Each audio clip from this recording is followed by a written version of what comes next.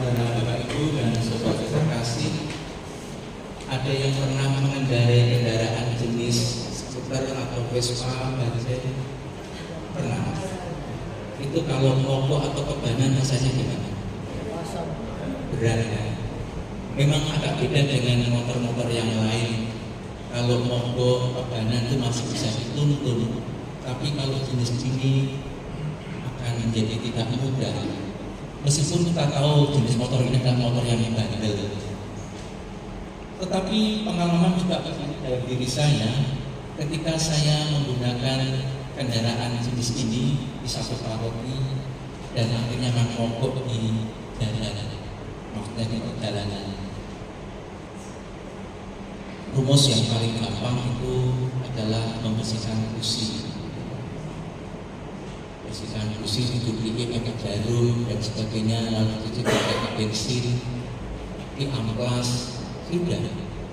Tapi kalau setelah dicoba tidak keluar percikan api dan harus membersihkan platina dan sebagainya, sudah dilakukan, tapi ternyata juga belum bisa.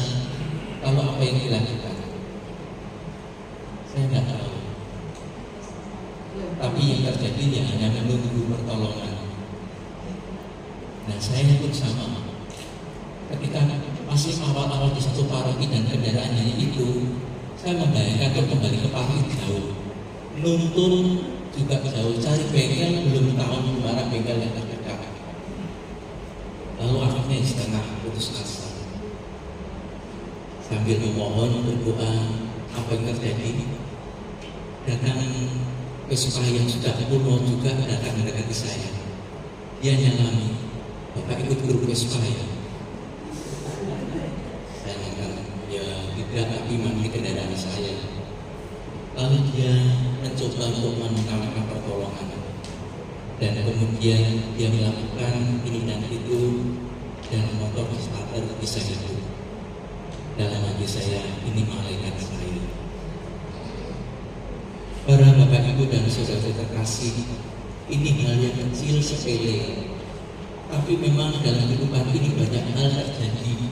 Kita ini menantikan pertolongan dan seringkali Tuhan itu menolong dengan caranya yang khas, dengan cara yang unik, tepat pada waktunya. Hari ini dalam bacaan pertama dari kitab Ratapan juga dipesankan kepada kita adalah baik untuk menantikan pertolongan Tuhan dengan tenang. Meskipun kita sebagai manusia kadang juga mengalami kecemasan, ketakutan, atau kekhawatiran. Injil Matius menekankan yang sama tentang pentingnya datang kepada Tuhan, karena Tuhan sudah berjanji akan memberikan kelegaan kepada kita yang letih dan berbeban berat. Beban berat yang paling banyak kita tanggung itu apa sih? Dosa. Dosa itu beban yang paling berat. Kalau kita ini beban utang bisa lupa, ya kan? Kemarin utang berapa ratus ribu atau berapa juta bisa lupa.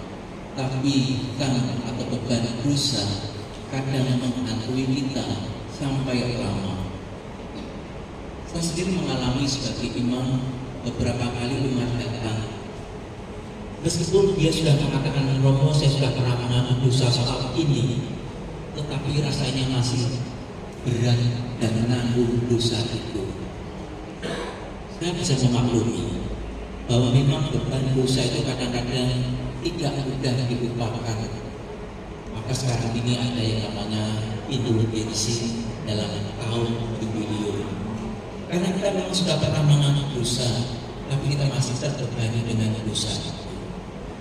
Seperti paku yang ditancapkan pada papan atau kayu. Paku sudah dicabut, tapi bekas itu masih ada.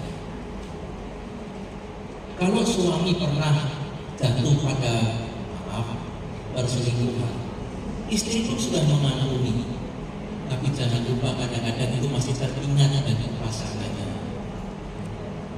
Inilah beban dosa atau kesalahan. Tapi hari ini kita diingatkan untuk datang kepada Tuhan. Ibu Maria Poggiopimniu sebagai manusia tentu juga ada beban dosa. Dan dengan kematian Ibu Maria Poggiopimniu datang kepada Tuhan, inilah yang terjadi, pemenuhan janji Tuhan, bahwa setiap orang memang tidak dapat lepas dari beban dosa, tapi pada saatnya harus datang kepada Tuhan untuk mendapatkan kelegaan. Saya pribadi yakin setiap orang yang datang kepada Tuhan karena kerahimannya, Tuhan akan memberikan kelegaan. Demikian pula Ibu Maria Poggiopimniu dengan dosa dan kesalahannya dan datang kepada Tuhan, kalau Tuhan yang memanggilnya, maka dia akan mendapatkan kelegaan. Bukan karena kehebatan Ibu Maria Poggiopimniu, tetapi atas rahmat Allah. Semoga iman ini sungguh menjadi nyata dalam hidup kita, tapi juga nyata dalam Ibu Maria Poggiopimniu yang datang kepada Tuhan mendapatkan kelegaan, yakni pengampunan atas segala dosa dan kebahagiaan surgawi. Tuhan